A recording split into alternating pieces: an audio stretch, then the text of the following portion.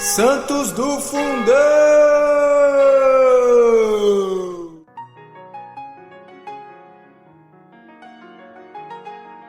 Fala, Santidade, tudo bem? Seja muito bem-vindo a mais um episódio do Santos do Fundão. Eu, Mark Júnior, estou aqui nesse episódio com... Dani Morango. Rodrigo Gonçalves. Muito bom, gente. Esse episódio aqui é especialíssimo.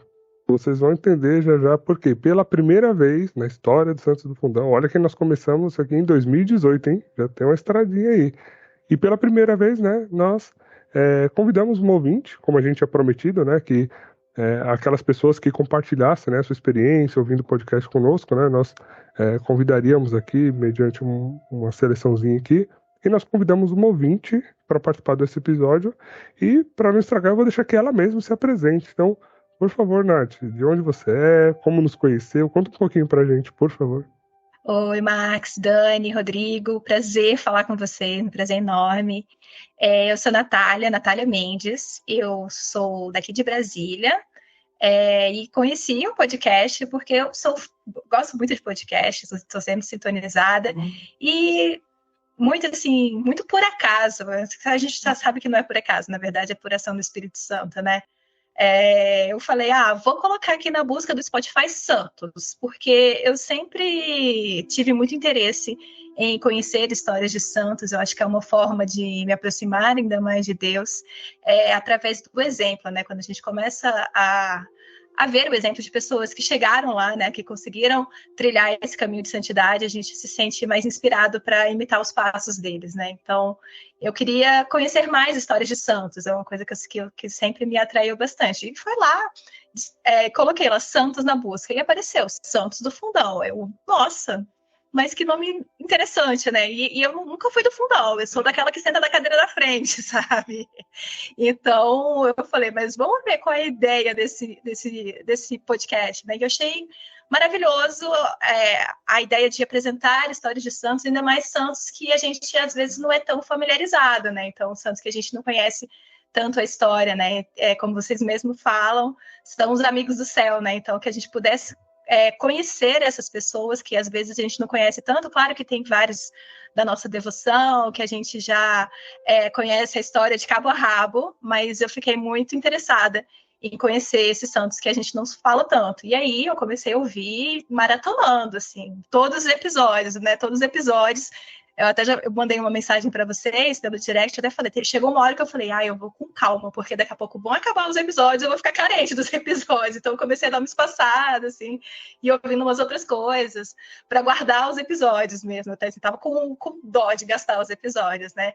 E aí eu comecei lá de trás, eu comecei do 1, então, e tava subindo, aí chegou uma hora que eu vi que vocês começaram a postar a proposta dessa temporada, né, que eram o Santo do Dia, né? Aí eu falei, gente, mas eu tô sentindo falta daqueles episódios, assim, de horas que eu mergulhava na conversa com vocês e acompanhava tudo.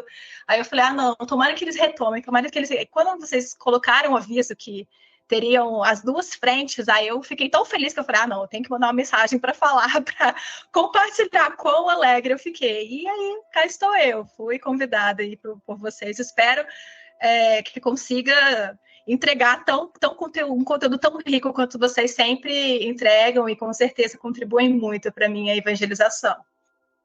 Que belo testemunho, a gente espera, né, que assim como você, Nath, conseguiu pegar essa essência, né, assim, acho que a frase que me marcou da sua fala é, assim como eles conseguiram, né, que a gente pode aprender um pouquinho com eles também, a trilhar esse caminho e chegar lá, né, que é a nossa meta, né. Então a gente fica bastante feliz. E você comentou com a gente também que você é catequista em Brasília, né? Isso. E você conseguiu usar um pouco dessas histórias, algo que você ouviu com os catequizandos? Nossa, demais. Os meus catequizantes me falavam, lá vem a Natália contar de novo alguma história do podcast do Santos. Eu faço propaganda mesmo.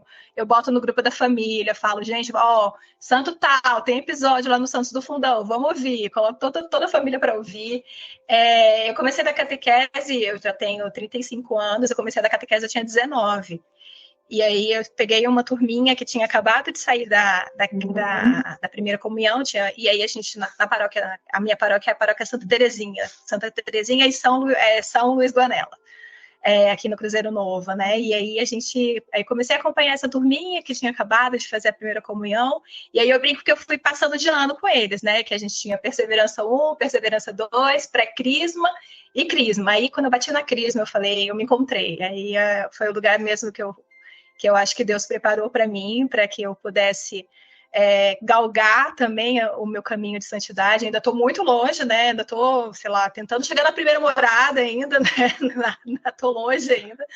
Mas é o lugar que eu realmente sinto a presença de Deus, falar de Deus para os adolescentes, agora aqui na nossa arquidiocese, então são de 13 e 14 anos, né? Então, durante todos esses anos, mais de 15 anos como catequista, esse ano especificamente tive que dar uma pausa, porque estou fazendo uma pós-graduação, mas já estou engatilhado para ano que vem, assim que terminar, já retomar, porque a catequese realmente é um ministério que me encanta, assim, que realmente é o meu carisma.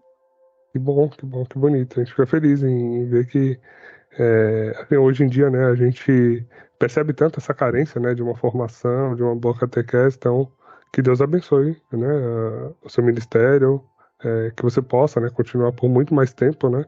Veja, já 15 anos, né, como catequista, então que Ele ilumine para que você forme muitos outros jovens aí, né, e que eles se sintam cada vez, né, chamados, inspirados aí a serem santos também, né, que hoje em dia está mais difícil ainda. Amém. Amém. E só para completar até o que eu falei, que eu uso bastante o podcast como um recurso para eles, é importante que eles vejam que existem formas de se evangelizar que conectam com a juventude, né? Então, assim, você escutar um podcast é uma coisa que, às vezes, eles nem imaginam que há espaço para evangelização ali, né? Então, por isso que eu sempre falo para eles, assim, não é só, assim, claro que o cerne é a missa, a catequese é importante, mas vamos buscar, a gente tem os podcasts, tem filme, tem documentário, assim, a gente tem múltiplas ferramentas que nos fazem ficar mais perto de Deus, né, que nos fazem ser mais santos, né, e o podcast é uma coisa atual, que conversa bem com a juventude, e eu acho que o trabalho de vocês é isso, é importante para que a gente possa atrair o jovem também, né? Assim, a gente está eu sei que vocês não gostam de datar os episódios, mas não tem como comentar que a gente está no meio da Jornada Mundial da Juventude, Exatamente. né? Então a gente está vendo uma juventude arrastada pelo Papa, e assim, e esse trabalho começa lá, de novinho mesmo. Então, se às vezes a história de um santo que vocês falam aqui toca o coração do jovem, é um caminho de conversão mesmo, que eles conseguem realmente fazer essa mudança de vida e ser atraído por Jesus, né? Exatamente. É mostrar para eles, né, que eles podem consumir conteúdo e até produzir conteúdo, né? Quem sabe mais à frente eles possam também estar fazendo, né, esse trabalho de evangelização por meio da internet. E inclusive já falamos sobre santos que a sua conversão foi lendo a história de outros santos, né? Então isso não é incomum, né? É natural que um santo acabe puxando o outro e assim vai, né? Amém? Com certeza. Amém. Obrigado já, antes de mais nada, né, pela sua participação, por aceitar o convite, né, e pelo testemunho bonito, né, a gente espera poder, enquanto Deus, né, nos abençoar aqui pra gente continuar fazendo o trabalho, a gente vai seguindo. Com certeza, tem milhares de santos, né, para vocês Nossa, poderem falar. Nossa, é o que não falta, né, a gente fala que, assim, os nossos filhos, se eles quiserem continuar, tem santo pra caramba ainda pra eles, então é o que não falta, né. Então vamos lá, gente. Muito bom. Já começamos, né, com o pé direito. E agora a gente vai falar da biografia, né, do nosso santo de hoje, que é nada mais, nada menos do que São Paulo da Cruz. Então vamos à biografia de São Paulo da Cruz.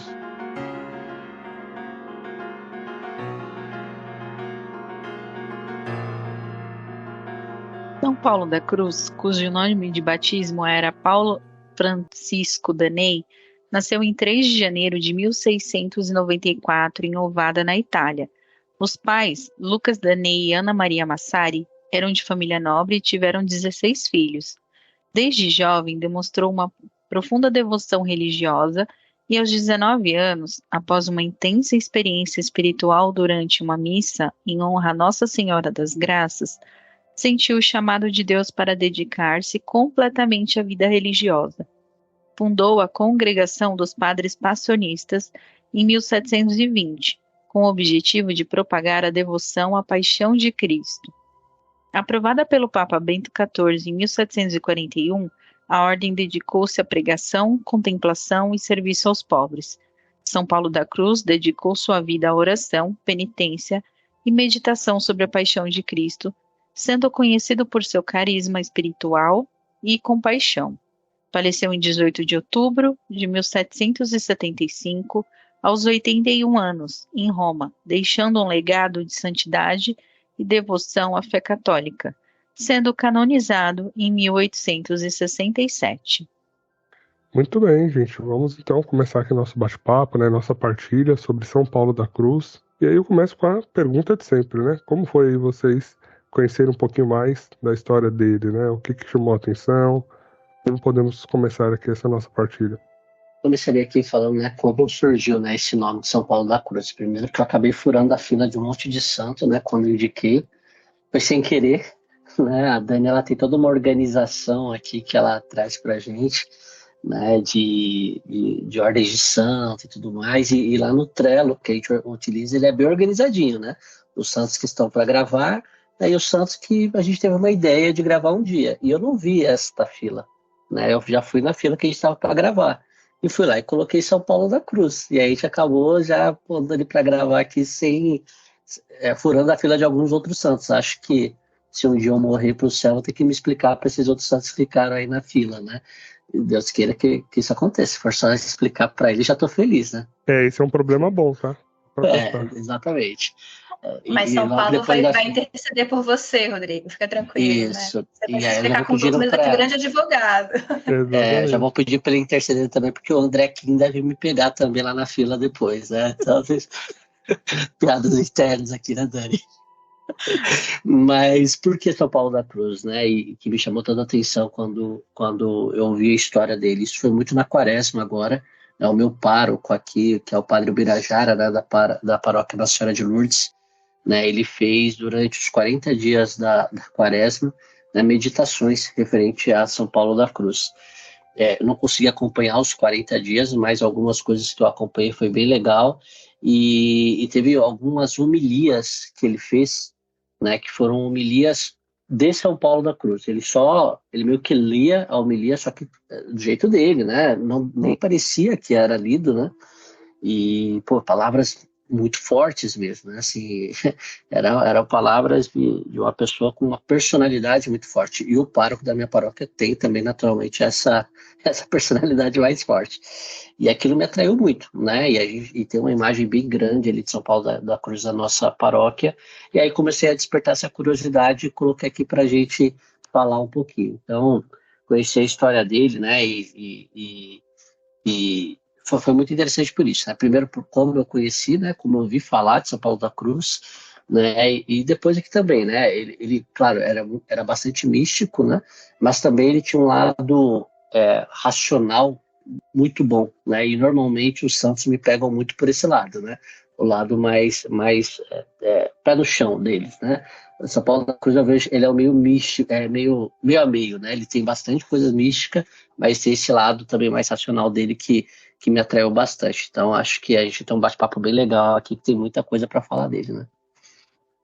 Você cortou a fila e colocou São Paulo da Cruz lá? E você insistiu tanto com São Paulo da Cruz, e até então eu só conhecia o nome São Paulo da Cruz, né? Como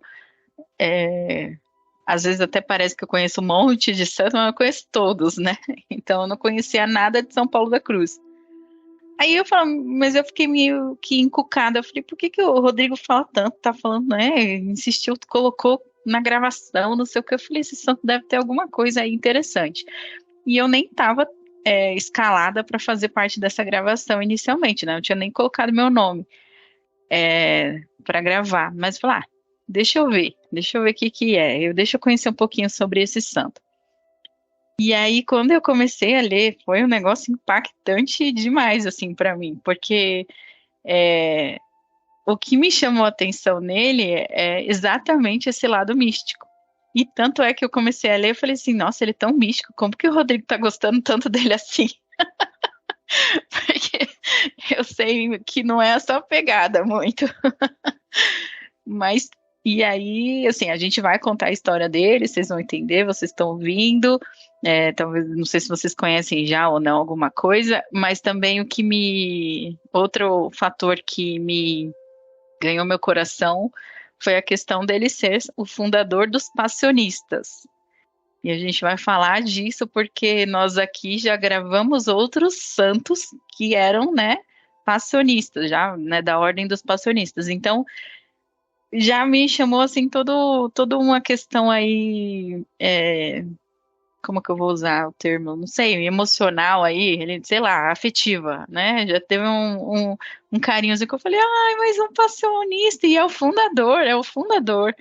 Falei, não, tenho que estudar um pouquinho mais, tenho que ler, vou querer gravar sobre ele sim, porque eu fui me encantando, assim, quando eu fui vendo, fui lendo, fui ouvindo, eu achei, assim, caraca, caraca, que santo, que santo. Eu falei pro Marx, né, a gente tava conversando, eu falei, olha, o Santos, o cara é santo, tá no céu, foi canonizado, é um santo, todo santo, né, é santo. Mas deve ter uma hierarquia dentro dos santos, porque tem uns santos que minha Nossa Senhora. E São Paulo da Cruz, para mim, é esse tipo de santo. É o santo que você fala assim, mano do céu. Pra ele você pode falar mano do céu, porque ele tá lá mesmo, né? Ele tá lá firme e forte. E aqui pra gente, né, começar então, agora que fizemos a introdução, né, de como ele chegou até nós aqui nesse momento, né, pra gravação, sobre um pouco da história dele, né? Que você vê, ele já nasceu numa família bastante numerosa, né?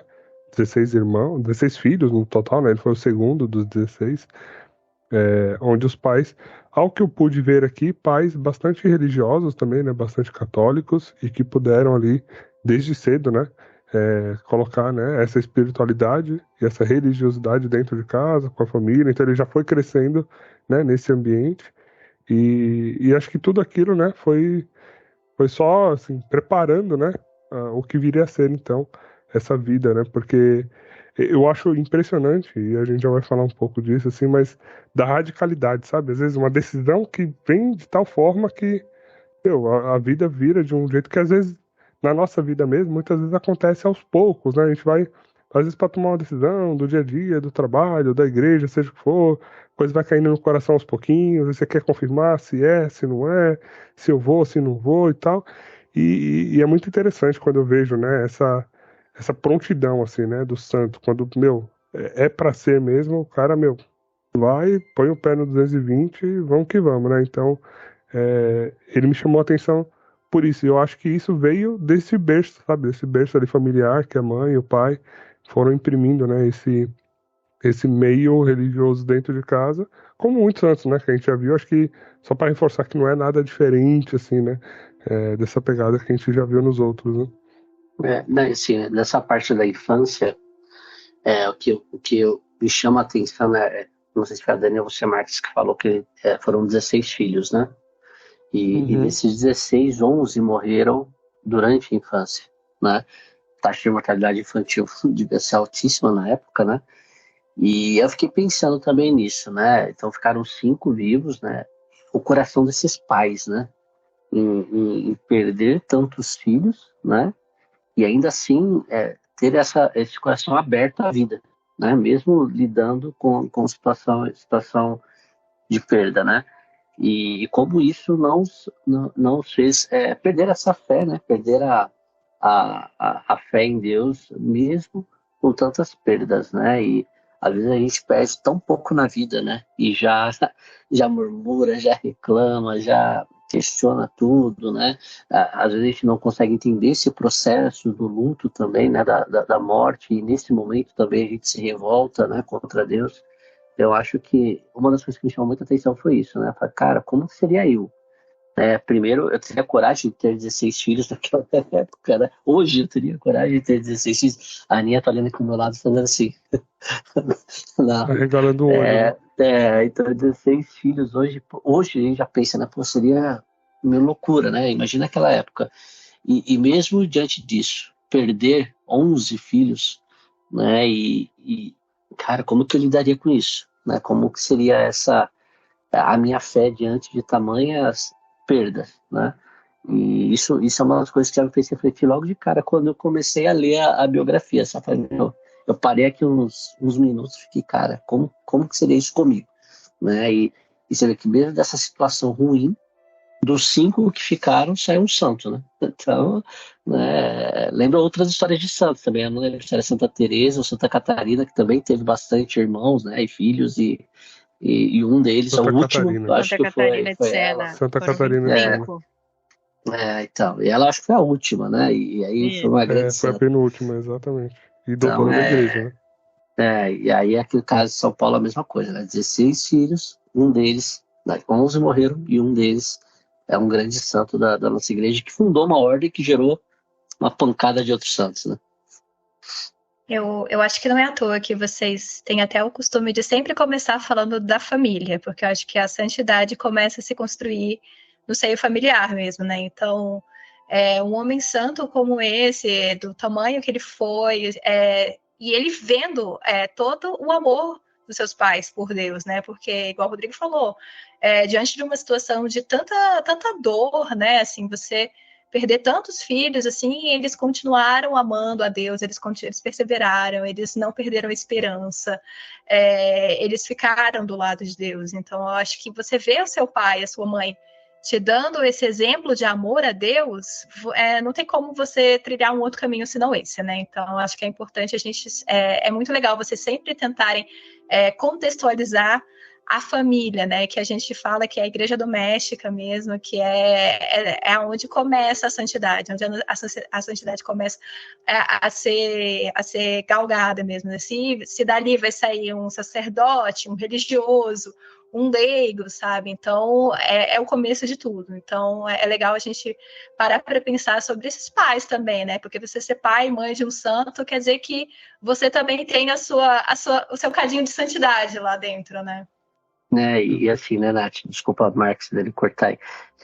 A mãe dele, né, que ensinou ele sobre a paixão de Cristo, eu não sei se não tem uma relação nisso, né? Porque Maria estava ali com Cristo até o fim na paixão, né? E adorou o filho até o fim, né? Então, aí o quanto esse processo de luto, de repente, não fez parte de algo muito maior, né? De um plano de salvação, vamos dizer assim, muito maior. Aí são palavras minhas, tá, gente? Eu interpretando, né, o que eu vi aí dessa parte, o que eu vi dessa parte, né? O quanto de repente isso não fez parte de um caminho, né? Para que São Paulo fosse São Paulo da cruz, né? E daí criasse, né, os passionistas e tudo mais, né? Mas muito talvez fruto também um pouco dessa história de dor da sua mãe, né? E talvez ela para lidar com isso, né? Se apegou, né, na dor, no sofrimento de Maria ali na paixão, né? Exato, eu acho que a gente então, bem colocado esse ponto, acho para a gente já deixar aqui o primeiro insight, né, que se você que está nos ouvindo, né, tem os seus filhos em casa, enfim, ou você influencia alguém muito próximo da família, né, um sobrinho, um primo, alguém que você por acaso, né, acaba tendo, né, esse papel assim, de cuidar, de zelar, veja a importância, né, que tem de você ser esse primeiro exemplo dentro de casa, né, porque muitas vezes a gente, né, quer, né, e sonha, né, e almeja com os nossos filhos, né, só que é o que a gente talvez não vai ver ou vai demorar muito para ver, né, então é bom saber desses exemplos porque eles nos dão mais ou menos o caminho, né, eu sempre penso assim que eu costumo ver, né, como se assim, essa meta de chegar ao céu é como se fosse uma floresta, sabe? E aí ela tem, né, toda aquela complexidade de uma floresta, mata fechada, não sei o que vai me encontrar lá na frente, mas a nossa igreja é aquela que ela, assim, ela fez uma trilha, aí ela colocou postes de luz, assim, no meio da floresta, aí ela te dá a bota certinha, te dá o facãozinho, aí no meio do caminho tem água, tem um remédio, sabe? Ela não vai te deixar com um canivete atravessando 15 quilômetros de floresta sozinho. Você pode seguir o que já fizeram antes, né? São 2000 anos de história, e é tudo muito lindo, assim, muito conectado, né? Então, já que vai ser muito difícil, né, para você realmente ver esses frutos do seu trabalho, do seu esforço em criar um santo, que você olhe para trás e veja poxa, se teve um santo ali que a família foi tão fundamental assim, teve outro, bom, então é bom eu fazer a minha parte agora, né? Para quem sabe lá na frente, a gente está contando aqui uma história sobre seu filho, sobre sua filha, e a gente vai falar de você que está nos ouvindo, né? Então é legal a gente já aproveitar esse insight aqui, né, para reforçar. E também, só para contextualizar aqui, pelo que eu pude pesquisar aqui, ele perdeu os pais também ainda jovem, né? Então, esse luto todo, né, que ele viveu com a perda dos irmãos ali em casa, ele acabou tendo depois também que ir perdendo os pais, né? E pelo que eu pude encontrar aqui nas pesquisas, com 15 anos ele já tinha perdido, né, o pai e a mãe. E aí ele passou então a morar com os parentes. E aí já né, mais um nível da cruz ali, né? Porque você perder, né? Esse porto seguro que você tem ali, né? Sua família, seu lugar, e depois você ter que, né, morar com os parentes. Aí eu não sei, eu não pude encontrar exatamente quem eram esses parentes e como foi essa relação no material que eu estava estudando aqui. Mas já é esse processo ali de cruz, né? De mortificação que ele estava vivendo, né? E aí desde muito novo, né? Ele aí a receita, né, da santidade, né? Ele lia muitos livros da história dos santos, né? Ele rezava os terços da missa, passava os terços da igreja, participava da missa, chamava os amigos para meditarem a paixão de Cristo, né? Então ali você já percebia também, talvez não ele, né? Mas assim, hoje a gente olhando na sua vida, esse carisma, né? Essa vocação, né?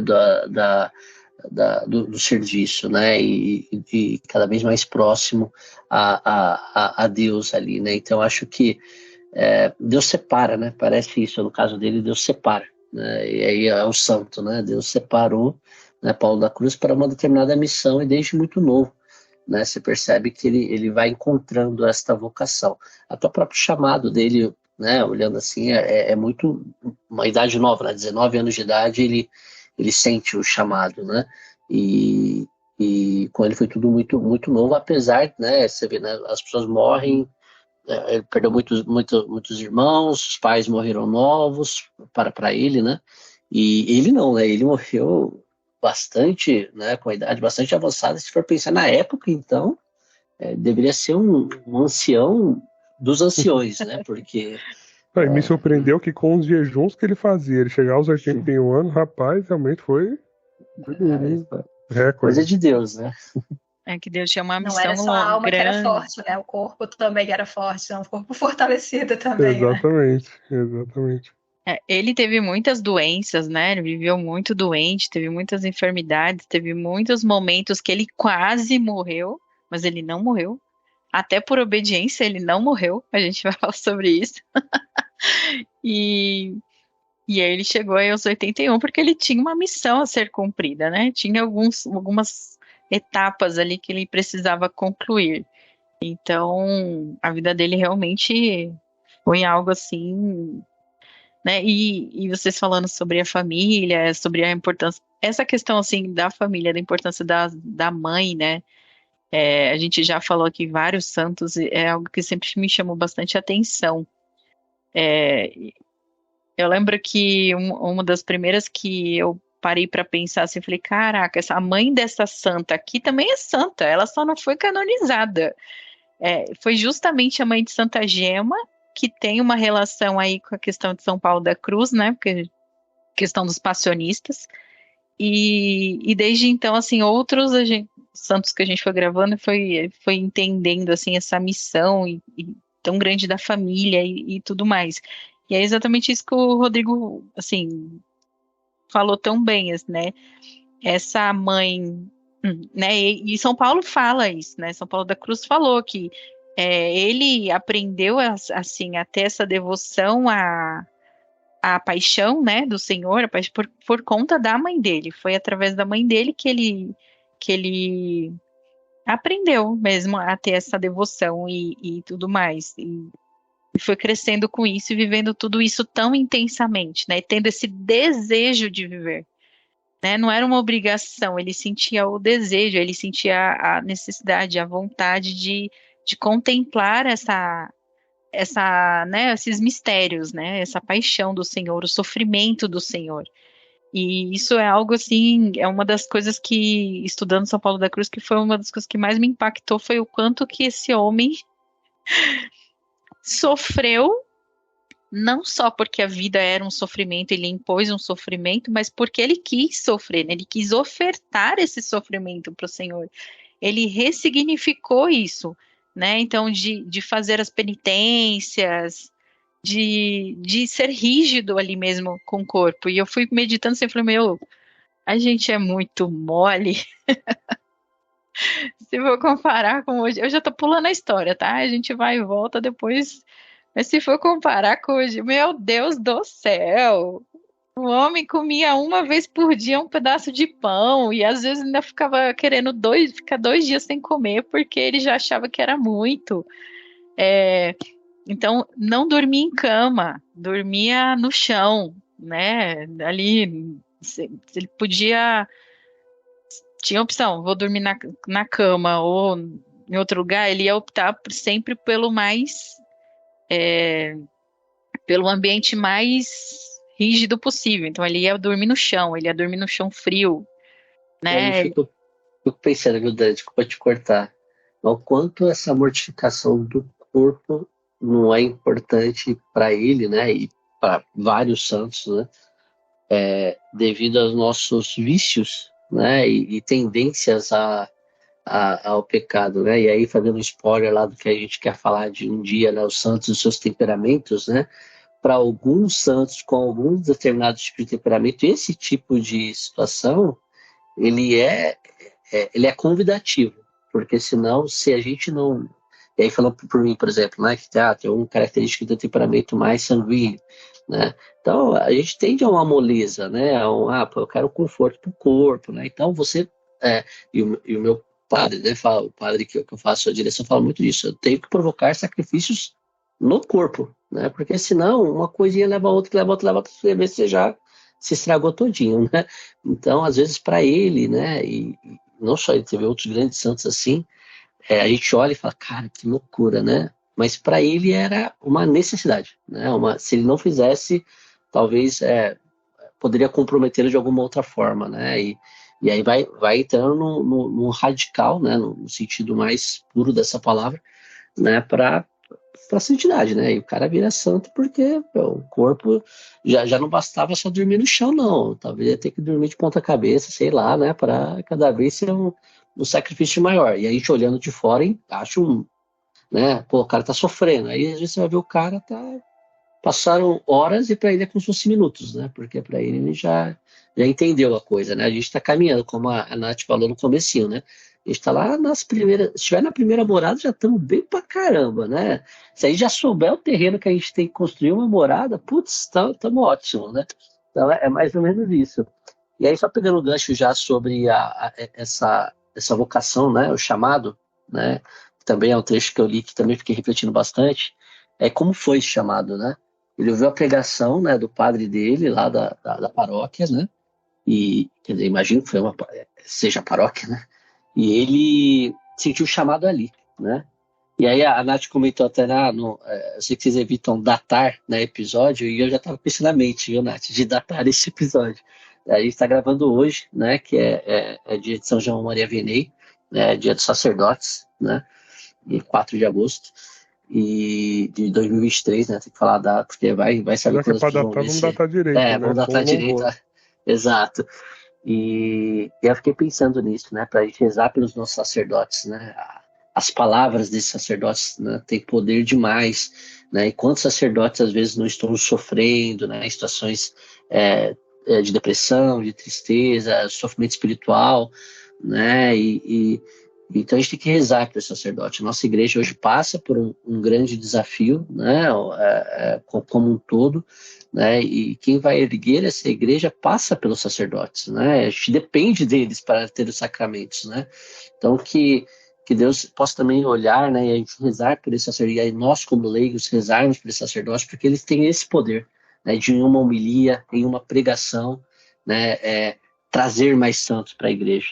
Né? Eu lembro que um dia, com um dos padres que a gente tanto conviveu, né, que foi o padre Gilson aqui, na Padre Sobreira, ele falava, a gente conversando, a gente falava isso, poxa, um padre ele nunca é responsável pelos nossos pecados, mas ele pode ser responsável por nos levar para a santidade, né, através do seu exemplo, através das suas palavras, né?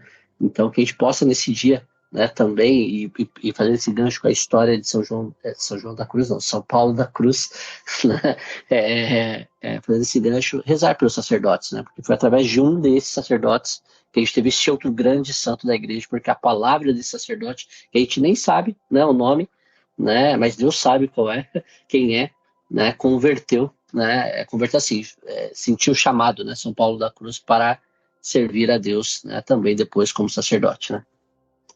Eu queria acrescentar ainda durante esse momento dele, desse chamado dele, né, que ele realmente se sentiu atraído para Deus, eu acho muito curioso como, às vezes, quando as pessoas têm essa vontade de permanecer perto de Deus, quando tem esse chamado, assim, eu quero ser total de Deus, as pessoas falam, eu vou ser eremita, eu vou morar longe de todas as distrações, não quero ninguém por perto, só eu e Deus. E São Paulo da Cruz também teve essa inclinação, né, de se desligar totalmente do mundo, viver num estado contemplativo mesmo, né, de não ter nenhuma distração, de ser totalmente entregue a Deus, né, mas felizmente para a gente, né, não era esse o chamado para a missão que Deus tinha para ele, né, nessa vida, né, que ele estaria aqui vivendo com a gente, né, criando uma congregação que foi tão frutífera, de onde brotaram tantos santos, tanta graça, né? Então, ele não seguiu esse caminho de ter essa santidade só para ele e para Deus, então ele compartilhou com a gente essa santidade que ele carregava, né? E como eu também achei como ele foi visionário em falar sobre a paixão de Cristo, ainda mais naquela época, né? A gente fala bastante sobre a vitória de Cristo, sobre como Jesus abriu o céu para a gente, sobre a ressurreição, mas não há ressurreição sem a cruz. Então, a gente precisa passar pela cruz. E até hoje, a gente, às vezes, negligencia, porque a gente não quer falar de sofrimento, a gente não quer falar de dor, a gente só quer falar da redenção, a gente só quer falar da felicidade, da vitória. Mas para a gente chegar lá, para que a gente chegue no céu, a gente precisa passar pela nossa cruz. Então, até hoje, a gente como igreja, claro que a gente às vezes até é mal interpretado, nossos irmãos evangélicos vivem falando que a gente cultuou um Deus morto e tal, mas não tem como a gente deixar de lembrar de todo o sofrimento que Jesus passou e de forma totalmente entregue, de forma gratuita, para que a gente não precisasse experimentar esse sofrimento. Ele traz toda essa carga para ele, por amor, por uma misericórdia infinita. Então, foi muito visionário. Ele lá naquela época, ele fala tanto sobre a paixão de Cristo, né? Porque até hoje a gente ainda a gente esquece do sofrimento, a gente esquece da cruz, né? E a gente não pode nunca esquecer da cruz, porque o nosso caminho para a santidade passa pela cruz, né? Não, exatamente.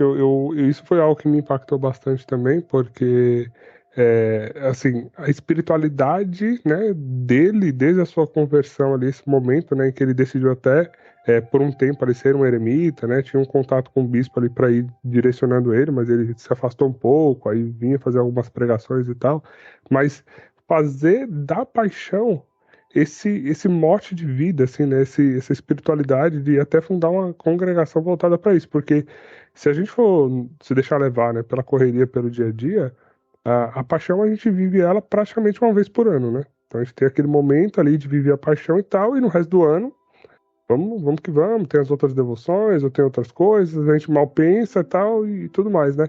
E ele fez dessa paixão uma vida inteira, né? Uma vida inteira que foi a vida dele, e eu gosto sempre de pensar, aí eu, com o meu lado mais racional, assim, né? Eu gosto muito de pensar que, assim, Jesus é Deus. Ele veio para, né, nos redimir e nos conectar com essa salvação que era uma promessa divina ali. E ele poderia ter feito isso do jeito que ele quisesse. Ele, sendo Deus, ele poderia estalar o dedo igual Thanos e salvar todo mundo. Ele poderia tropeçar, machucar uma unha, já era o sacrifício necessário, porque ele era Deus. Uma gota do sangue dele já salvaria a humanidade inteira. E ele quis passar por tudo isso. E aí é onde eu conecto com essa racionalidade que eu estava falando, que ele sendo Deus, ele não faz nada por fazer, nada, digamos, meia boca, assim, tem sentido, né? Tudo que Deus faz tem um propósito, tem um sentido, tem uma mensagem por trás. Então, se ele quis sofrer tudo isso nesse caminho de cruz, ser pregado numa cruz, é porque tudo isso tinha que ter algum sentido pra gente, né? O caminho, a cruz, a redenção, tudo. Então, faz muito sentido a gente meditar mais ao longo do ano, né? Sobre a paixão, sobre a cruz, os mistérios e tal. A gente vai todo, assim, no mínimo, todo domingo na igreja, né? Ver lá as estações na parede e tal. Mas será que a gente se detém em cada uma delas para meditar um pouquinho? A gente consegue ir mais cedo, uns 15 minutinhos que seja, só para pelo menos percorrer ali, né? Visualmente, no olho, assim.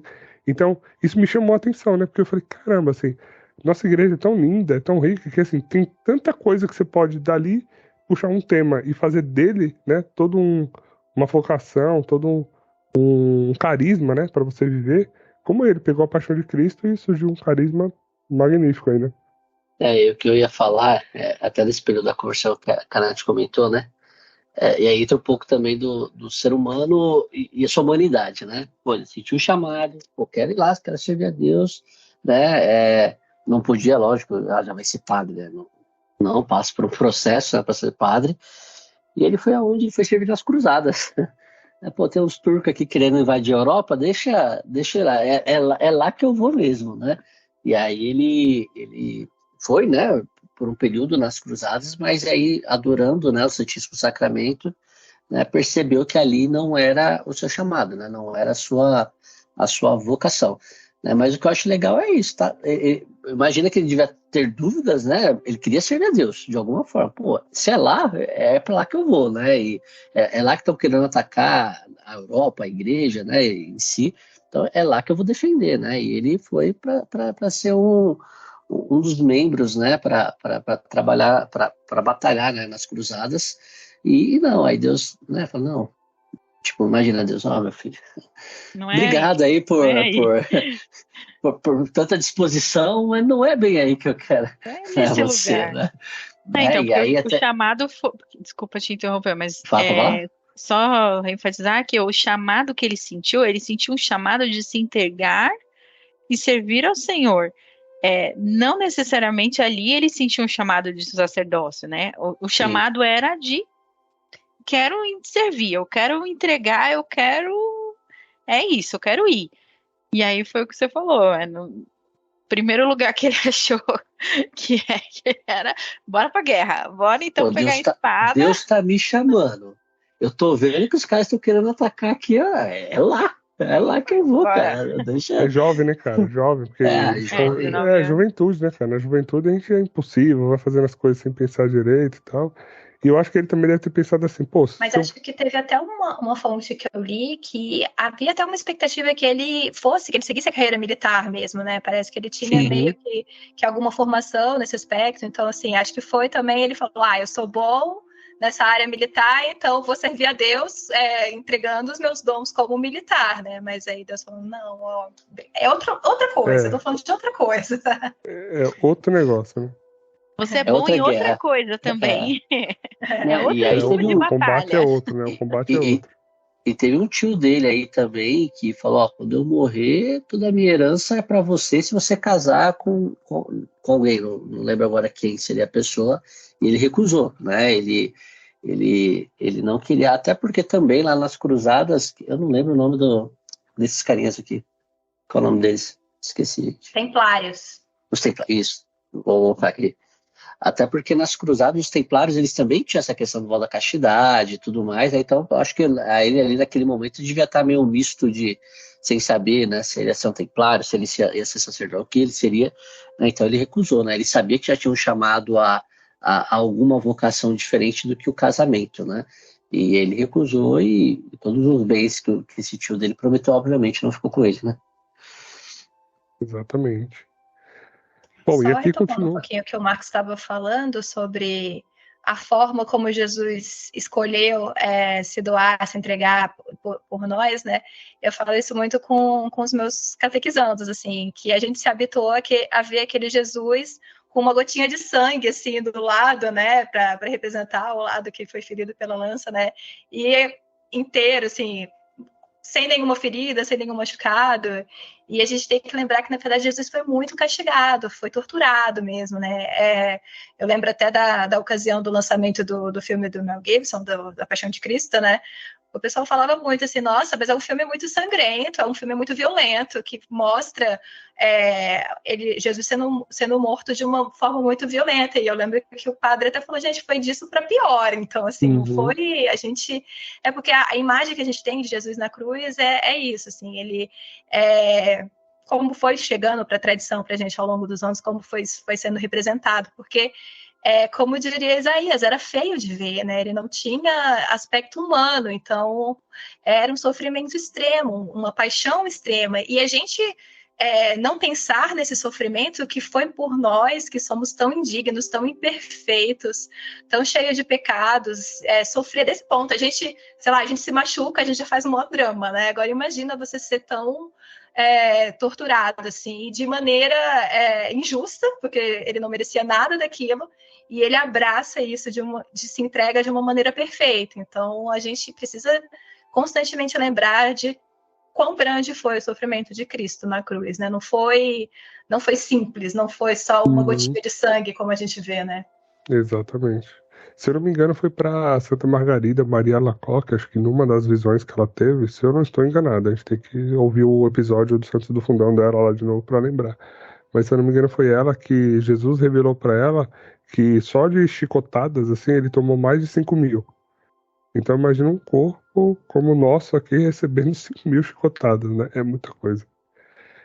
E aqui para a gente retomar, então, e recapitular um pouco de tudo que a gente falou, né? A gente viu, então, que ele teve lá aquela infância, né, na família ali, com perdas familiares, né, dos irmãos, bastante sofrimento, perdeu os pais jovem.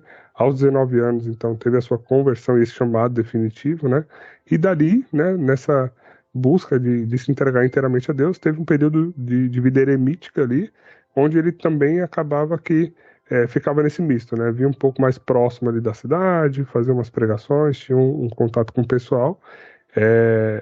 E eu acho que esse chamado, né, esse período também eremítico, assim, porque imagina, você tá o tempo todo ali, né, voltado para Deus, para oração, estando próximo assim, acho que é um discernimento bastante profundo nas coisas que vêm pela frente, né. E aí eu acho que já dá para adiantar aqui um pouquinho para o momento ali que em 1720 ele decide, então, né, fundar os passionistas, né. Não, eu vou te interromper porque, assim, né, que ele decide fundar os passionistas, né? Em oração, nos momentos de oração, a Virgem Maria, em visão, mostra para ele Com os 21 anos, né? um hábito preto, todo preto, com uma cruz branca, né? E escrito Jesus. Era isso, né? Não sei se estou enganada. Cristo. Jesus Cristo, em branco, do lado. E naquele momento, assim, as coisas que eu fui lendo e tudo mais, é que não é que ele teve uma visão e ele já teve tudo muito claro, assim, abriu a mente, já sei o que eu vou fazer da vida. Não foi isso. Aos poucos, ele foi entendendo o chamado, né, concreto e real ali do que Deus queria para ele. Então, ele viu esse hábito, ele ficou, é algo que eu tenho que usar? Ou será que eu vou ter que fundar uma ordem que vai usar essa vestimenta?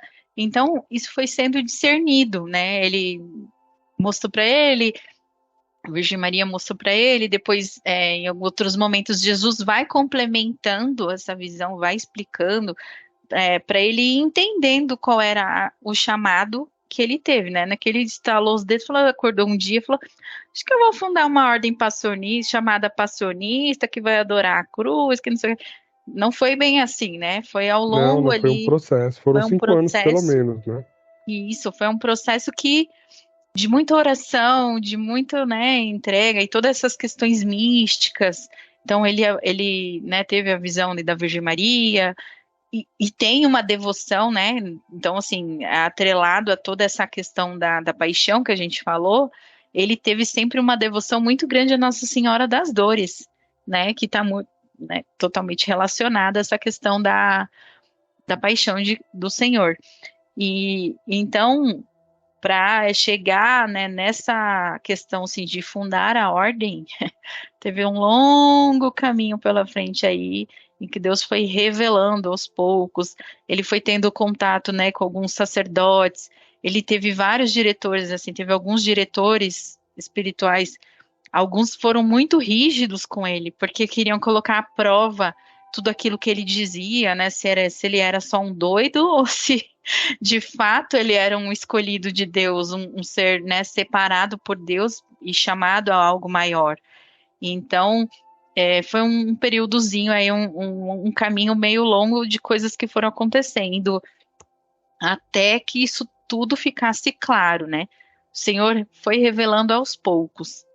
Isso eu ia até complementar esse ponto um pouco desse período que eu acho que a primeira visão que ele teve, né, de tudo isso foi com 21 anos e a ordem foi fundada quando ele tinha 26, né? Então foi esses 5 anos que eu comentei que foi esse processo, né, de discernimento e tudo mais. E também já tem uma primeira curiosidade que quando você conhece de pronto assim a história, você pensa, bom, um santo que foi um sacerdote fundou uma congregação. Então, ele, enquanto padre, fundou a congregação. Mas não, né? Não foi o caso dele. Ele fundou a congregação enquanto era leigo ainda, né? Porque foi em 1720, né? O comecinho ali da congregação. E ele só foi ordenado lá na frente, né? Em 1727. Então, ele, enquanto leigo, fundou essa congregação. E o primeiro integrante, assim, da congregação foi o irmão dele, né? João Batista. Vocês Isso, viram essa parte? a gente acabou não falando muito sobre. A gente falou dos pais, né? Não detalhou a questão dos irmãos, mas ele teve esse irmão, né, o chamado João Batista, que era um grande companheiro dele, um grande, assim, desde a da infância. Então ele também participava de todos os momentos de oração, também adorava. Ele aprendeu junto, né? É como Paulo da Cruz foi um exemplo para ele, para João Batista, para seguir isso, para aprender a adorar, a contemplar a cruz do Senhor. Então, tudo aquilo que São Paulo da Cruz vivia, João Batista também vivia, também procurava viver as mortificações, enfim, todos os sacrifícios, jejuns, orações e tudo mais. É, Às vezes São Paulo até queria proteger, né? Não queria que ele ficasse junto ali, João Batista ficasse muito junto, tentava impedir que ele ficasse seguindo ele tanto, mas João Batista batia o pé e falava: não, eu quero estar e eu quero estar junto. Então, todo esse caminho aí trilhado para fundar a ordem, João Batista estava ali junto com ele. Ele foi um grande companheiro de São Paulo. Uma família muito São santa, Paulo, né? São Paulo não deixou, né, primeiro ele entrar, né? Não Fica aí, deixou. né, deixa eu entender direitinho aqui algumas coisas. E uma das coisas que eu gostei muito ao ler, né, sobre São Paulo da Cruz é os períodos que ele se retirava, né, para refletir, para meditar, 40 dias ali que ele... há vários relatos em vários momentos da vida dele que ele fazia um retiro de 40 dias, né, e lá ele fazia seu diário e tudo mais. Isso vale pra gente, né, também, né? A gente, às vezes, para rezar 15 minutos já no dia de 24 horas, a gente já sofre, né? Já não consegue dar tanta atenção, né? E o quanto esse silêncio, né, que eu imagino, né, e esse retiro, né, de se encontrar com Deus ali, ele, Deus, né, não foi importante para ele, né, para ter clareza, né, para ter discernimento, né, tirar os ruídos externos e ter discernimento naquilo que era de fato o chamado dele.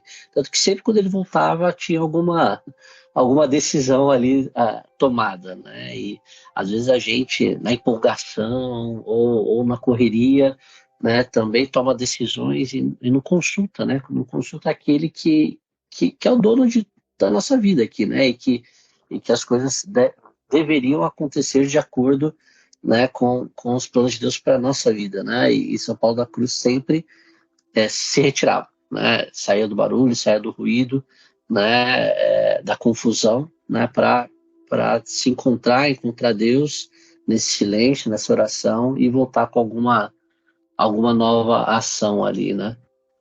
Ele tem até o diário mesmo, né? O Diário de São Paulo da Cruz, que foi escrito num momento desse, né? Que é depois de 40 dias de retiro. Fiquei até bastante curiosa para pegar, para ver, porque apesar de ter o nome diário, parece que é muito mais um itinerário de oração, assim, é o jeito que ele rezava, né?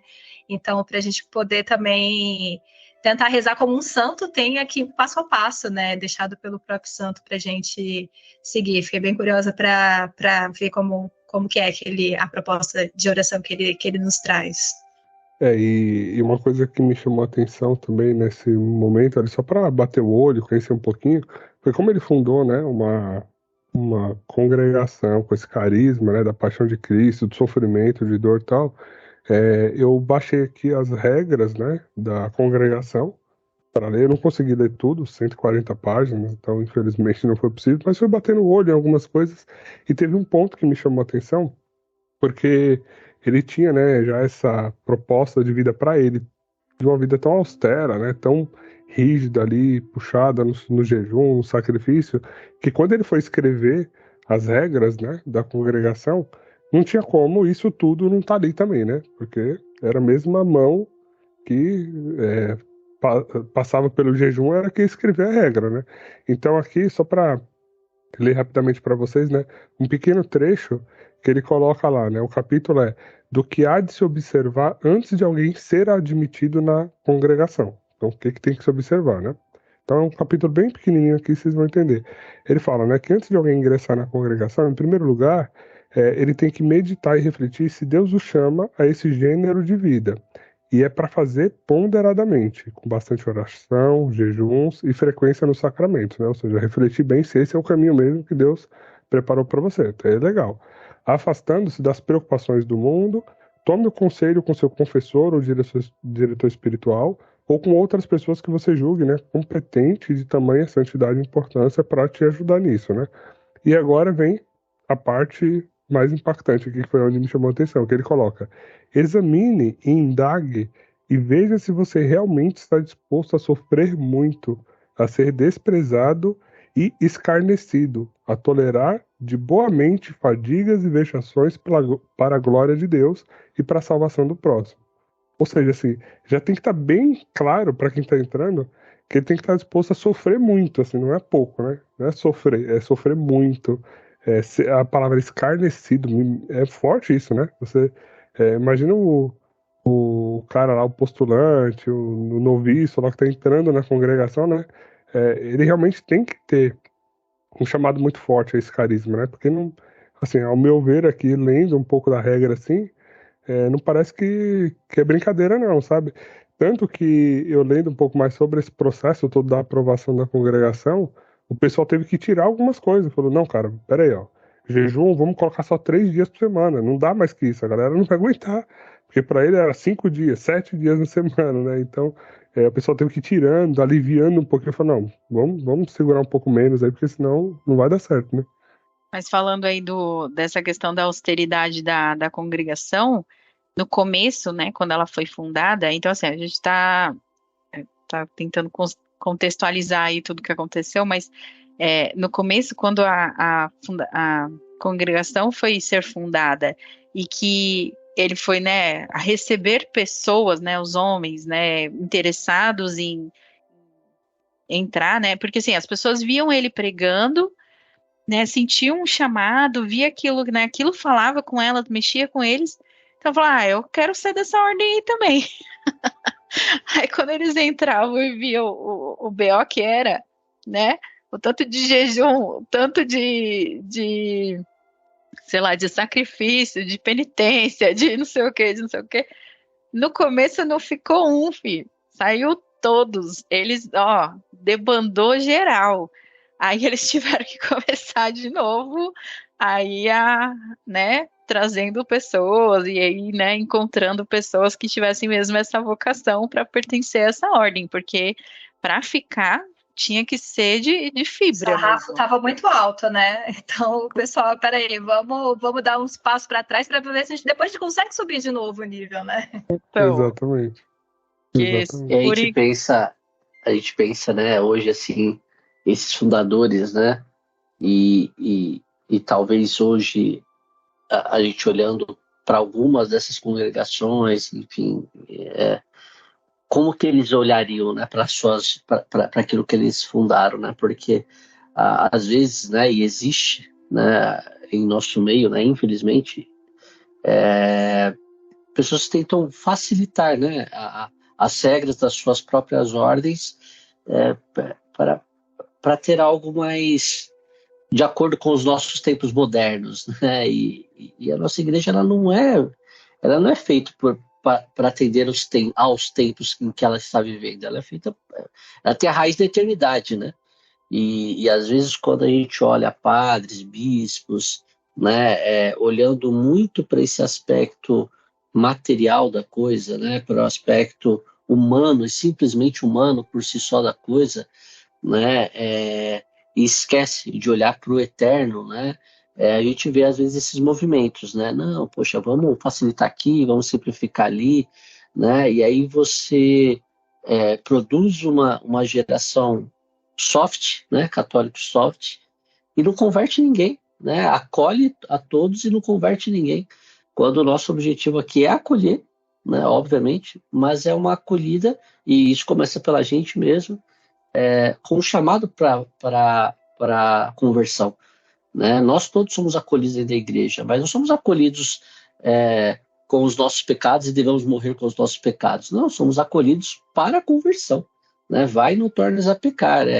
Não, ó, tá tudo bem se ficar assim, tá tudo certo. Então, quando eu vejo São Paulo da Cruz, por exemplo, lá com a sua ordem, eu fico imaginando, pô, será que deve ter alguém lá dentro da ordem que quer falar, não, veja bem, 3 vezes por semana também é muito, né? Hoje em dia, né? Porque hoje em dia a gente é tão soft nas coisas, né? E eu fico pensando, né? Aquela velha frase de se mexer nos túmulos, né? Às vezes eles devem olhar para e falar, nossa, né? Se eu soubesse que esse cara ia fazer isso, né? Então acho que a gente tem que rezar muito, né? Pelos líderes dessas ordens, não somente a dos pastorais, mas de todas as ordens, né? Santo Inácio Maria Loyola, né? E todos os outros aqui que fundaram, né, congregações, para que eles, através dessa inspiração divina que eles tiveram lá atrás, né, que o Espírito Santo possa fortalecer, né, esses líderes hoje em dia dessas ordens para não nos tornarmos uma geração geleia, né, de homens e mulheres geleia. Leigo geleia, consagrado geleia e tudo geleia, né, e aí fica ruim, né, a parte ruim da situação. Fica tudo uma geleia. Tudo uma geleia. E nada boa. E olha que eu gosto de geleia, mas essa... A gente pensar em sacrifício, mortificação, essas coisas, a gente, mais uma vez, lembra do período da Semana Santa, né? Que a gente se dedica mais a esse propósito, até por um chamado da nossa igreja, né? Mas a gente, assim, basicamente, a gente tenta concentrar esses esforços mesmo nesse período de Quaresma e da Sexta-feira Santa, da Quarta-feira de Cinzas, né? E eu sempre falo, assim, bastante com as pessoas que eu não estou fazendo isso para Deus, porque Deus não precisa disso. Deus não precisa do meu sacrifício, da minha mortificação. Eu estou fazendo por mim. Então, quando a pessoa acha ruim fazer um jejum durante 3 dias da semana, na verdade, isso pode ser um caminho para que ela também se fortaleça espiritualmente, né? Para que ela consiga atingir esse patamar que São Paulo da Cruz já colocou lá em cima, porque para ele já tinha conseguido fazer isso, né? Então, a gente faz isso por nós, pela nossa conversão, pela nossa santificação. Então, não é para Deus, porque para Deus, ele não precisa disso, e a gente, que na verdade, que tem que abrir mão das coisas que nos distraem, das coisas que nos afastam de Deus, como um exercício mesmo de nos tornarmos melhores, né? Então, não é para Deus, é por nós. Então, todo sacrifício, todo jejum, toda penitência é sempre para a gente. Gente, aqui está uma secorrinha. Aí a voz começa a falhar.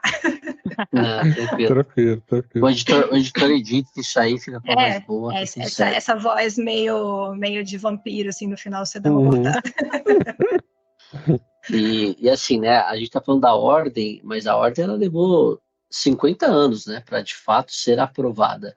E quando ela foi aprovada, né, aí lembra um pouco Moisés, né, o irmão dele não viu, né, a ordem ser aprovada, né, o irmão dele morreu um pouco antes, né, o João Batista, né, E aqui eu acho uma parte bonita também, que lembra muito o versículo mais curto da Bíblia, né?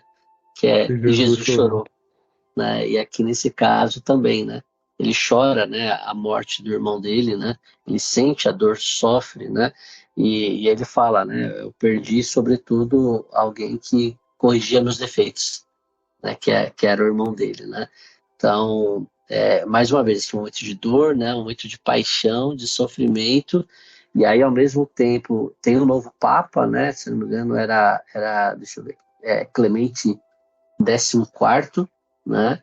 E este Papa, ele aprova, né, a ordem depois de 50 anos de tentativas ali, né? Então imagina um misto, meio que a morte e a ressurreição mesmo ali, né? O irmão morre, ele perde e, poxa, tem uma notícia boa também aqui, que é a aprovação da ordem, né? Sim. Então, só para Não sei se eu reforçar, adiantei muito ou se eu passei alguma coisa que vocês queriam não, falar, Não, fiquei... acho que só ajustar algumas coisinhas, porque assim, a ordem foi aprovada depois de 21 anos, né? Então ele fundou em 1720 e ela foi aprovada em 1741. E acho que você juntou os dois papas, porque teve o Clemente, mas na verdade quem aprovou foi Bento XIV. O Papa Bento É, XIV ele assume o pontificado em 1740 e aprova a congregação em 1741. então, então tem mesmo essa é parte que do Papa. foi Vou acontecendo falar. muitas coisas, né? Uhum. Ele começou muito cedo, então, né, ter essa revelação e tudo mais. Ele passou por diversos diretores espiritual, teve contato com os bispos. Ele chegou aí a Roma para poder apresentar a, como se fala, a regra, né, da congregação, mas ele não foi recebido, ele não foi Sim, aceito.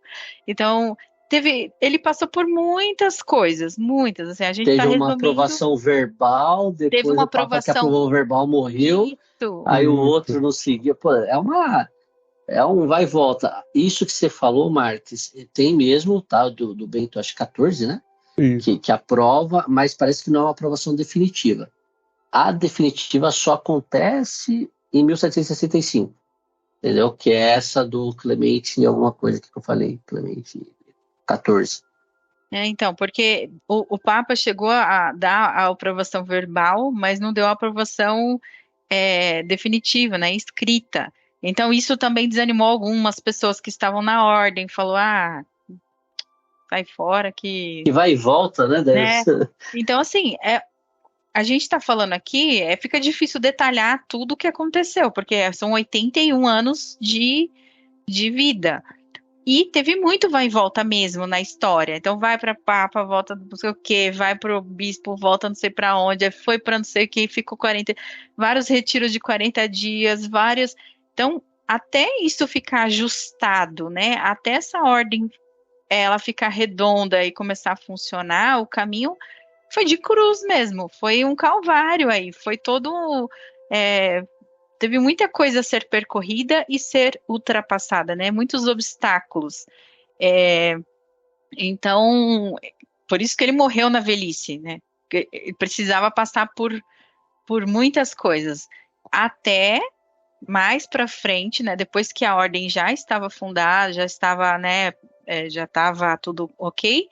Ele sentiu que precisava fundar também o ramo feminino. Então, também foi outra luta ali para deixar, né, esse ramo pronto, né, isso funcionando, isso ordenado. Então, para tudo isso acontecer, foi um longo caminho de esperas, de sofrimento, de penitência, de doação, vai e Teve volta. retiro de 40 dias sem um minuto, sem dormir um minuto.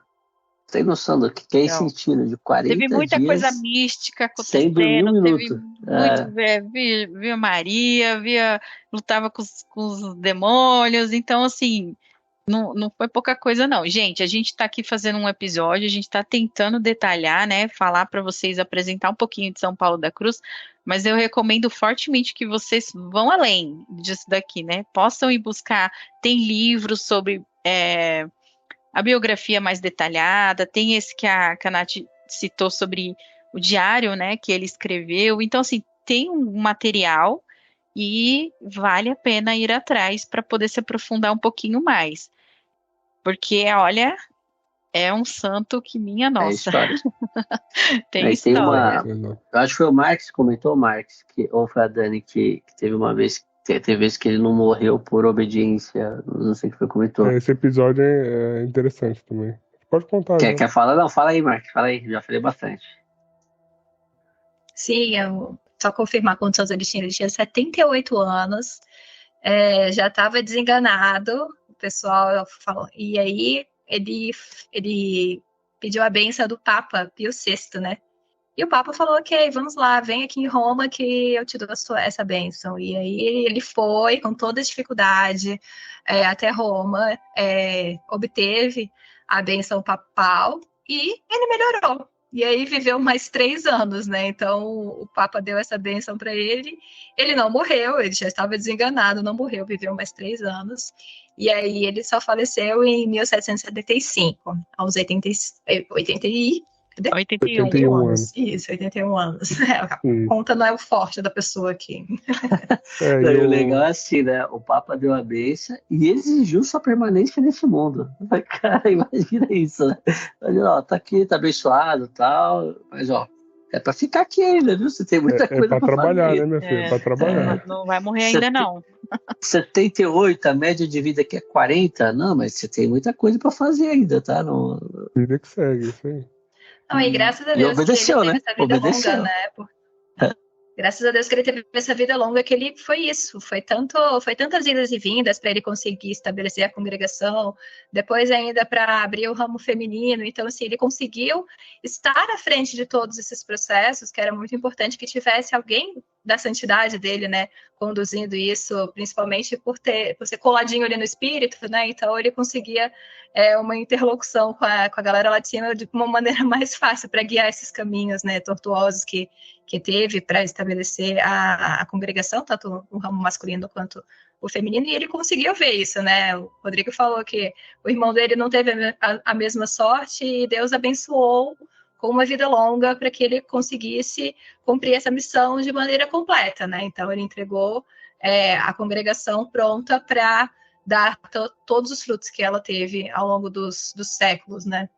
Até porque não era uma, assim, não estou menosprezando nada, tá? Mas não era uma qualquer congregação, né? Era uma congregação muito específica no sentido de vivência, de muita austeridade, de muita penitência, de tudo isso que a gente já enfatizou aqui. Então, acho que se ele tivesse só fundado e saído fora, sabe, já morrido, não sei o quê, acho que talvez as coisas pudessem ter se perdido no meio do caminho. E acho que todo esse tempo, isso eu estou intuindo, né? Eu estou refletindo aqui. Todo esse tempo que ele teve para acompanhar a congregação, né? E aparar as arestas, foi para que ela pudesse aí se perpetuar. E tanto é que deu frutos, né? Eu preciso fazer aqui a propaganda. Eu vou aproveitar este momento. Deixa, né? Manda ver. Deixa. Vamos fazer a propaganda de nós mesmos, que deu tantos frutos que nós temos. Saiu outros santos, né? São Gabriel das Dores, que nós já gravamos um episódio também, era passionista, e Santa Gema Galgani, que não era uma passionista oficial, no sentido de ela não entrou no convento, lá na ordem, e foi ser de clausura, enfim, né, lá dos viver mesmo dentro do convento, mas ela era como se fosse de uma ordem terceira dos passionistas, né? Então ela tinha uma ligação muito forte com os passionistas. O diretor espiritual dela era passionista. Ela tinha e Deus deu uma missão para Santa Gema, que era fundar um convento passionista lá na cidade de Lucca, na Itália. E se você quiser saber mais, você escute nosso episódio que tem todos os detalhes aí da vida de Santa Gema. Eu recomendo particularmente, que é uma santa que eu gosto muito. Uhum. Então, inclusive, outros santos também, passionistas, né, foram canonizados. Assim, esses são os dois mais conhecidos, né? São Gabriel de Nossa Senhora das Dores e Santa Gema. Mas eu pesquisando aqui vi que tem pelo menos mais uns 3 ou 4, né? Uma do ramo feminino e outros do ramo masculino, que também foram canonizados, né? Então, realmente, foram muitos frutos e continua até hoje, né? Porque a congregação está espalhada em todos os continentes do mundo, vários países aí, gerando vocações para a nossa igreja, né? Só falando sobre a santidade dele, quando a gente fala que realmente era um homem santo desde a terra, né? Ele realmente fazia milagres, assim, não, quer dizer, não faz milagre, porque as pessoas não fazem milagre, quem faz milagre é Deus, né? Mas ele intercedia por milagres em vida. Muitas pessoas rezavam a oração que ele tinha ensinado e conseguiam curas, né? E aí já começava, a fama dele de santo já começou a se espalhar ainda em vida, e ele sempre atribuía as curas a Jesus Cristo e a Virgem das Dores, né? Então, ele já começou a interceder por nós, não no céu, mas aqui na terra ainda ele já intercedia por todos nós, né? E aí depois no céu foi só continuar o que ele já fazia por aqui, né? Só ampliou, né? As graças. E uma última coisa que também que me chamou a atenção, né, é que ele, né, já com mais idade, sofrendo bastante, né, com doenças e tudo mais, já com algumas dificuldades de locomoção e tal, mas eu vi aqui um relato de que ele, quando ia pregar, por exemplo, né, mesmo que para os irmãos ali, ele, assim, ele ia se arrastando, né, com bastante dificuldade, assim, até o púlpito, mas quando ele chegava lá no púlpito, ele ficava bem. Então ele ficava bem, postura, ereto e pregando aquela, né, voz eloquente assim e aquela pregação poderosa, e terminou a pregação ele voltava lá se arrastando, sofrendo e tal. Então acho que quando Deus realmente, né, escolhe, né, seus eleitos ali, ele dá até esses dons, né, ou seja, com sacrifício, mas quando você chega lá na hora de cumprir a sua missão, meu, Deus te dá plena capacidade de você cumprir o seu chamado, né, que no caso dele é, era um misto, né, de pregador, porque ele era um exímio pregador, místico, né, então ele recebeu, né, muita coisa vinda direto de Nossa Senhora, de Jesus, fundador de uma congregação, né, e, e esse que santificava, né, os que estavam ao seu redor, como a Nath falou aqui, já estava fazendo milagres em vida, e que para o santo fazer isso, a gente vê a humildade do santo nisso, né? Ele nunca traz para si as honras, as glórias, né? Eles, não, imagina, não foi eu, foi Deus, né? Só te ensinei a oração, ou só fiz isso, aquilo, então, realmente, ele já vinha demonstrando, né, essa santidade ali, desde daqui da terra, né? Como a Nath falou.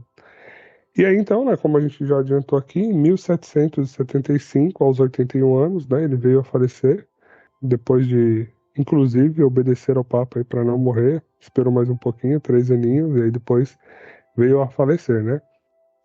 Então, Marx, como você falou, né, ele morreu em 1775, mas antes já estava doente, né, ele teve muito doente a vida toda, mas aí, como a gente já comentou, por obediência ao Papa, ele viveu mais um pouquinho, se gastou ali mais alguns anos, e aí, quando ele já estava, assim, bem, né, já, assim, no fim da vida mesmo, ele deu um jeito de visitar ali todas as obras, né, as casas ali das congregações que ele tinha fundado, falar com todos, pregar uma última vez ali, dar as últimas instruções. Então ele não partiu antes de deixar tudo muito organizado, deixou instruções para ser seguidas, né, exortou todo mundo ali pela uma última vez.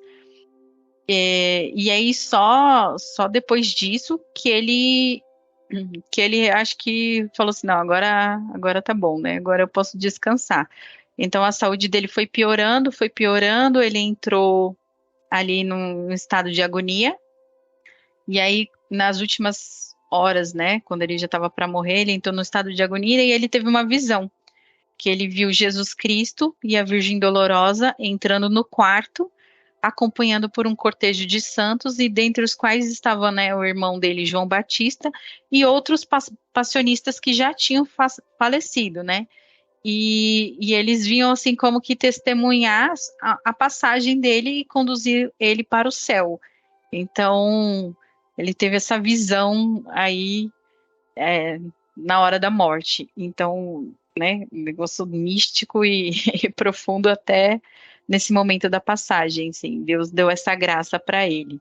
Então, foi uma pessoa que a gente pode dizer que se consumiu até o último, né, a última gota. É isso aí, bem forte, né? E o bonito de ver que não só toda a cena, né? Claro, toda ela, mas o irmão dele tá junto também, né? Acho que foi bem, acho que significativo, assim, ver o irmão dele lá, né?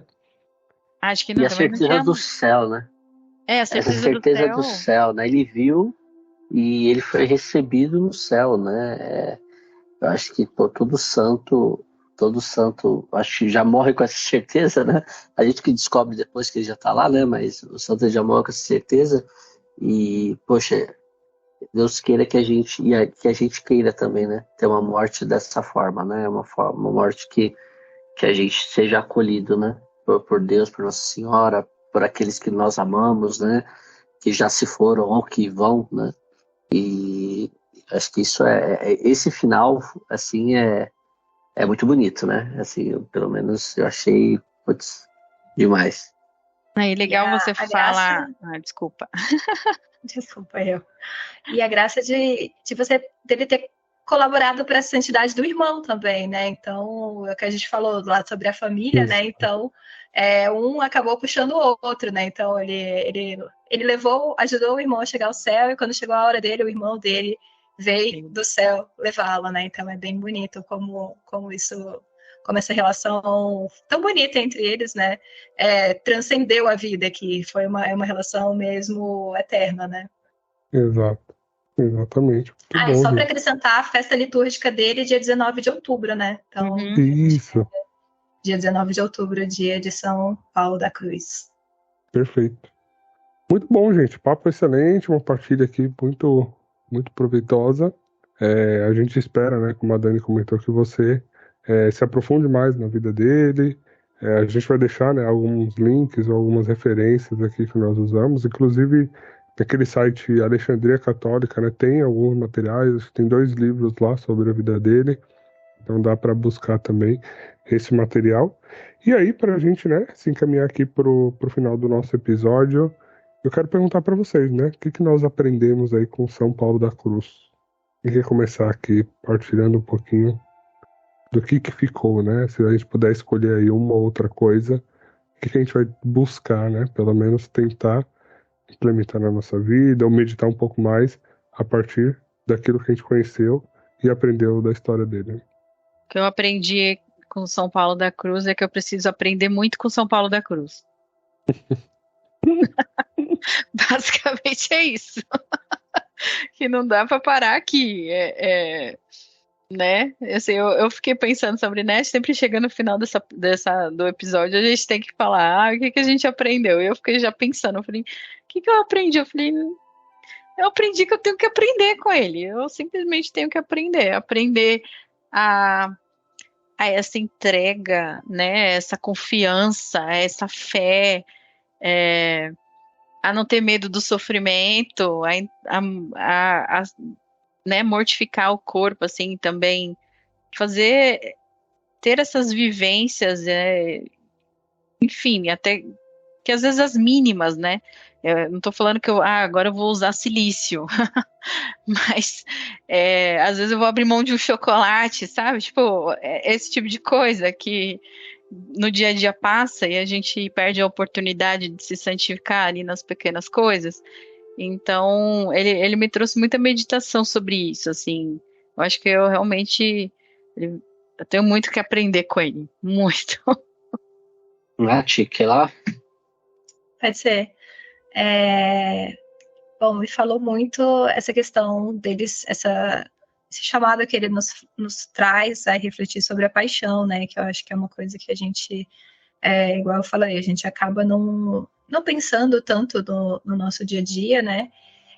Vi uma gravura dele que eu achei belíssima, que é assim, a gente só vê os pés de Jesus pregado na cruz, né, com o prego, né, e ele abraçado nos pés de Jesus, e o pintor, o gravurista foi muito feliz, porque dá para ver que ele está realmente apaixonado, assim, um ar apaixonado por aqueles pés que ele está abraçando, né, então, que a gente também se apaixone por toda a dimensão da vida de Jesus, né? Porque a gente passa pela cruz, a gente precisa lembrar da cruz, a gente precisa olhar para ela e agradecer sempre a Deus por esse sacrifício tamanho, né?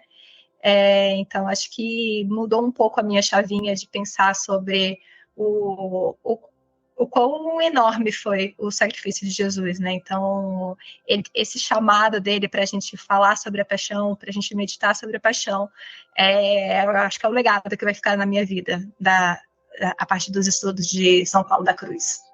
Muito bom. E para mim, assim, o que me chamou mais a atenção dele, né? A primeira espontaneidade, né, que ele tinha em fazer as coisas.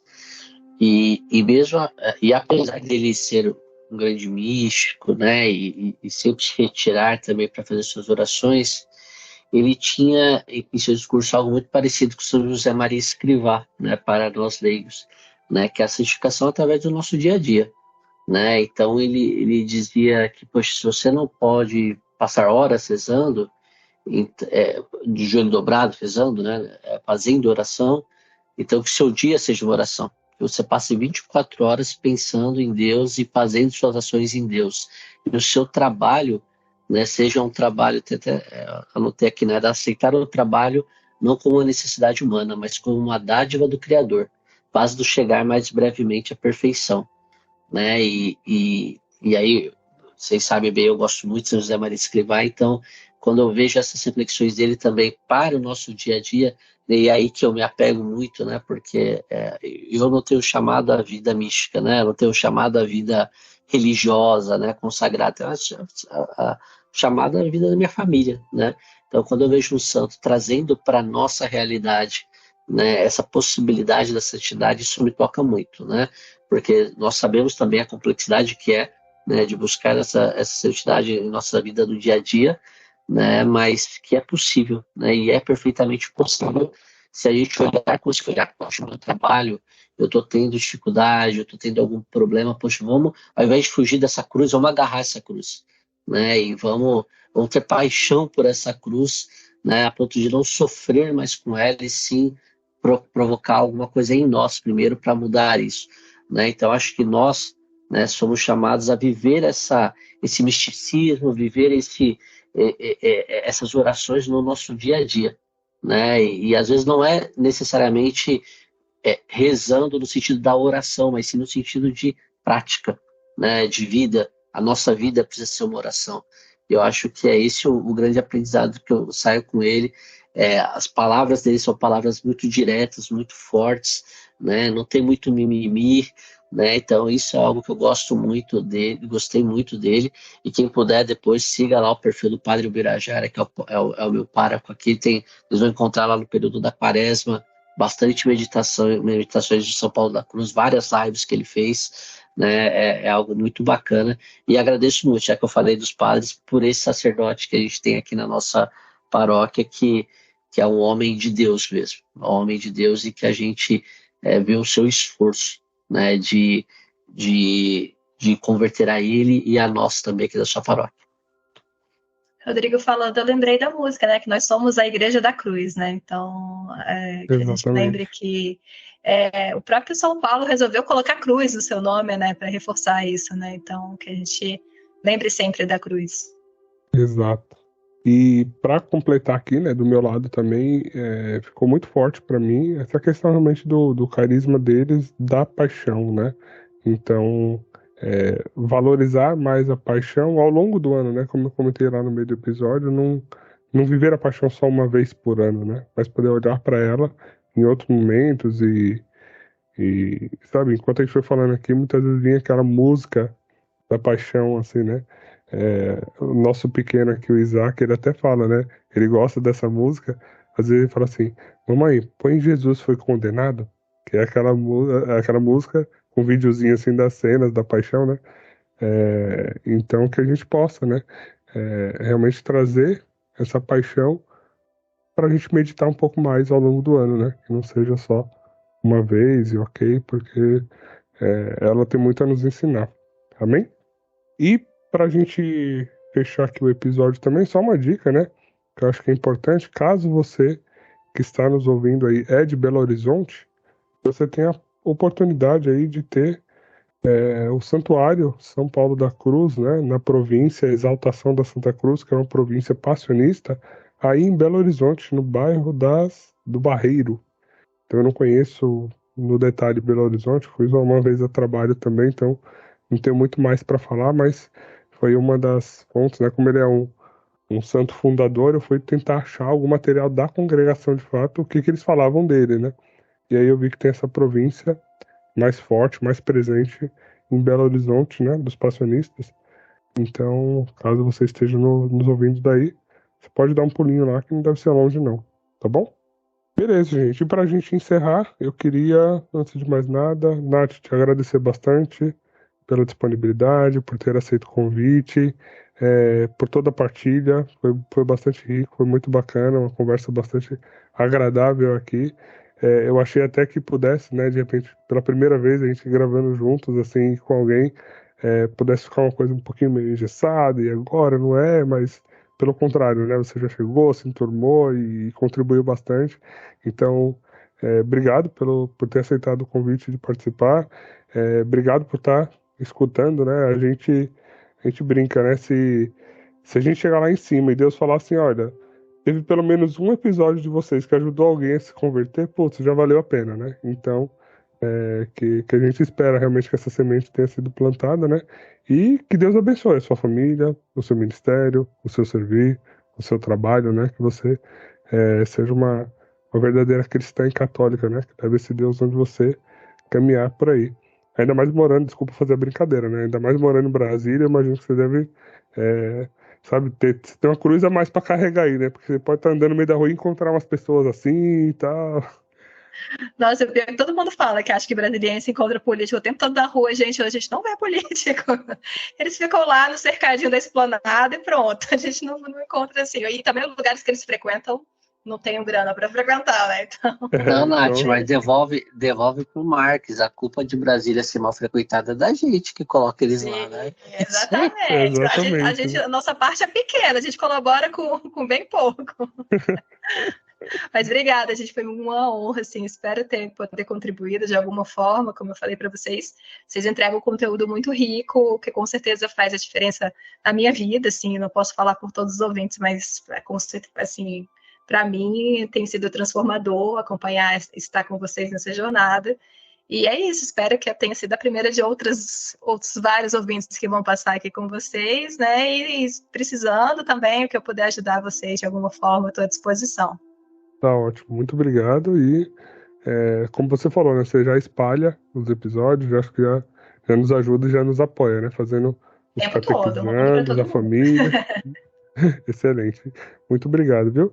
E pra gente encerrar, a vida de santidade é só. Pela misericórdia. Aê, muito bem. A nossa convidada fechando com chave de ouro.